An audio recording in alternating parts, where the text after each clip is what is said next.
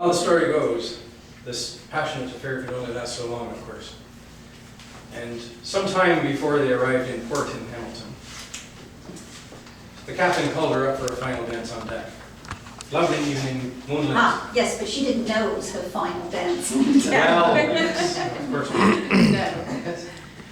She was probably rather hopeful that it was something more than a dance on deck, perhaps a proposal or something, being a naive young lass that she was.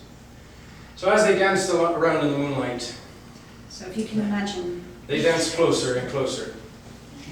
The captain danced her around the deck, one side to the next, towards the stern of the ship. And putting his hands around the back of her neck, for what she thought was a kiss, strangled the life out of her. Of course, there she dropped on the deck. Now, being not at sea, as it were, but in the lake, Yes. not a good place to throw a body overboard, for it will only wash up on shore and find you out.